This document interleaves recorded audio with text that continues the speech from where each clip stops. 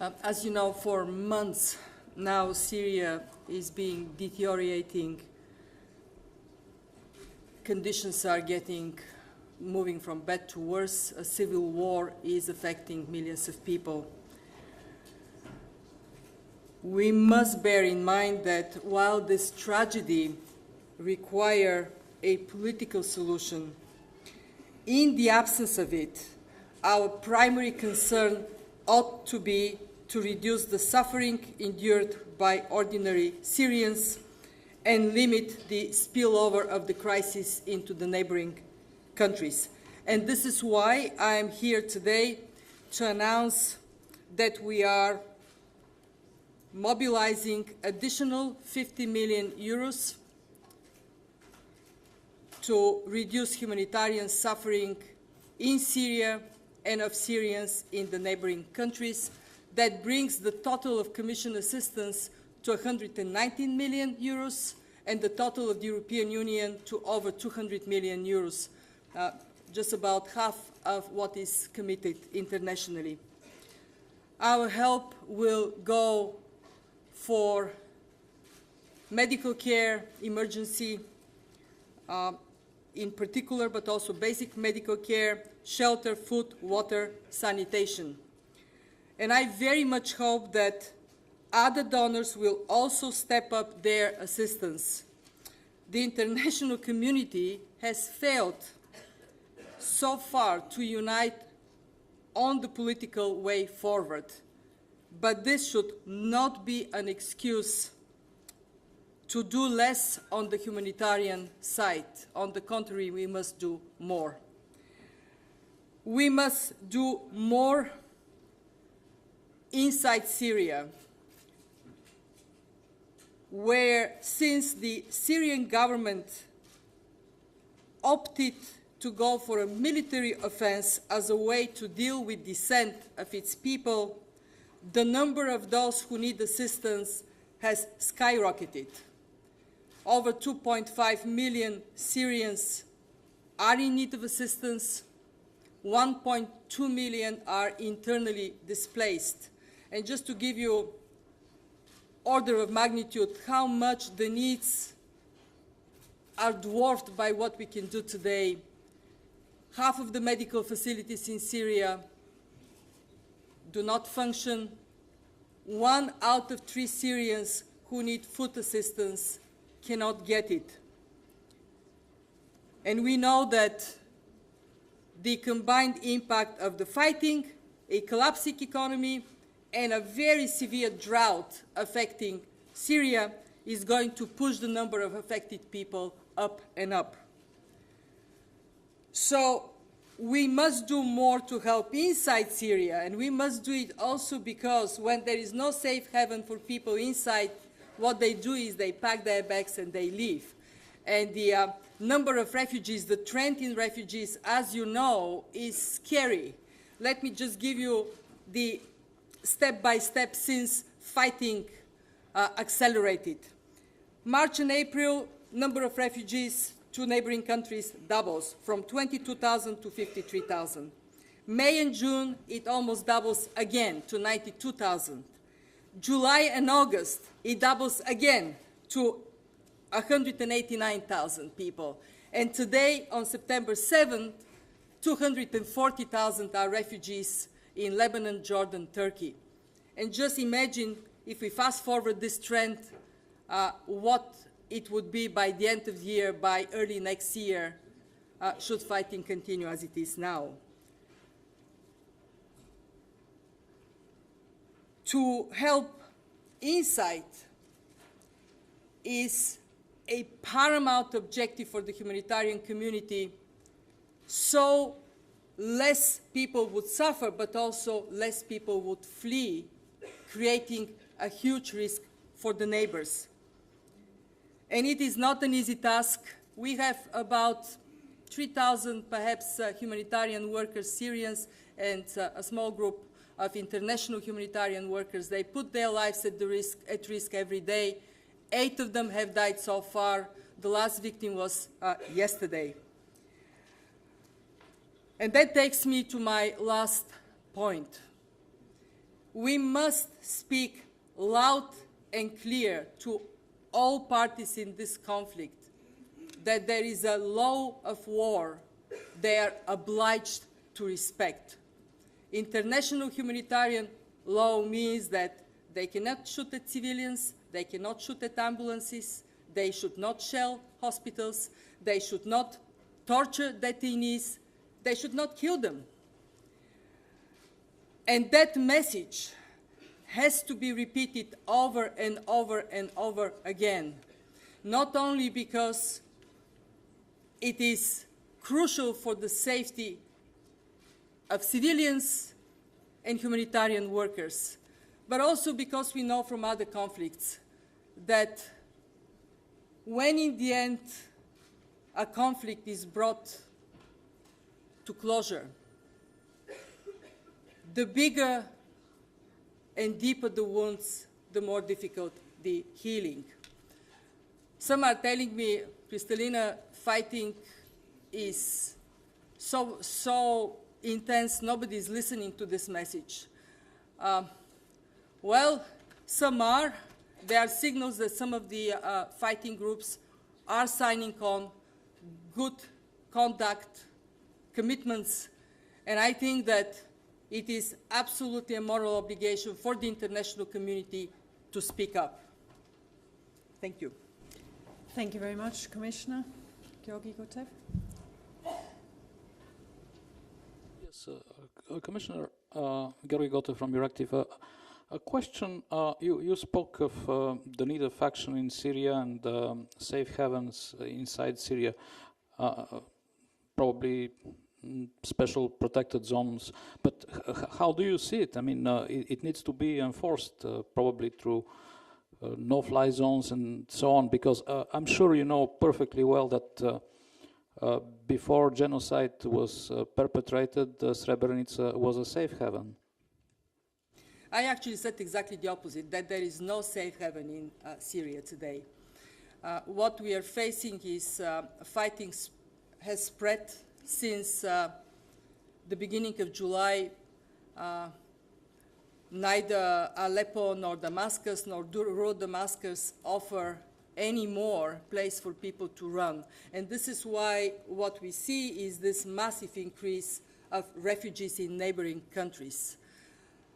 The best way to help people is to respect what has proven in conflicts to be most reliable for humanitarian aid to reach to those who need it. And it is humanitarian pause. Stop the fighting, allow for wounded to be evacuated, for help to get in. That has not happened in Syria so far. There have been suggestions for other solutions, for example, humanitarian corridors. But in a country as large as Syria, over 180,000 square kilometers, with fighting happening everywhere, where do you put the corridor? From where to where? Who protects it? We do not have Security Council resolution that authorizes any intervention that could secure space of that nature. The other idea that has been proposed is at the borders with neighbors, with Lebanon, Jordan, Turkey, to establish safe zones, buffer zones. In principle, one can think of this, but again, you need 3 requirements to be fulfilled for this to happen. 1, somebody has to protect this buffer zone. They have to be authorized peacekeepers or a no-fly zone authorized by Security Council. 2, it must be used only for humanitarian purposes. No guns, no fighters moving in and out. And 3, we have to have an assurance that people can get into these zones from other places, because what if you are 300 kilometers away? Then how are we helping you? And at that moment, we always think in the humanitarian community, we think of these buffer zones as last resort because it is so very difficult to secure their use only for humanitarian purposes. They sometimes may end up prolonging or deepening a conflict rather than resolving it. But if the international community was to come up with a united position in the Security Council to authorize buffer zones, at that moment of time, with the number of victims growing every day, with the number of people affected growing every day, yes, that could help. But again, at this moment of time, I don't see it. So what is it that I see as possible? And the ICRC president recently went to Syria. What I see as possible is for the international community to bring up this issue of humanitarian assistance, recognizing that at this moment of time we do not see an end of this suffering, and then put as much pressure as possible on all parties in the conflict to allow people to get help. And that is why I speak about international humanitarian law every time I can, every time I can. And this is why I call on others, let's bring more financial resources to bear, because then we actually have a stronger voice, because we are doing more for the affected people. Thank you, Commissioner. There's another question for you there. Go ahead. At the end of the room. Madame, le président de CICR s'est rendu récemment Recently, à the Damas, president il a of Syria rencontré le président Assad. Est-ce que vous avez un écho sur had a cette meeting. rencontre? Have you had any Est-ce que le régime feedback syrien about that? montre Has the maintenant une Syrian disponibilité regime shown pour, any readiness avoir plus de souplesse? Et est-ce to que vous show êtes more prête à vous rendre flexibility? vous-même And are à you ready Damas yourself pour to faire go to le même geste? Damascus to Deuxième make the same question, gesture? que pensez-vous de l'aide des Second pays arabes, question, surtout les pays what do you riches, think aux about réfugiés aid syriens? from the rich Arab countries for the Syrian refugees? The humanitarian community has been working relentlessly since the beginning of this crisis to make it possible for more help to get to people. And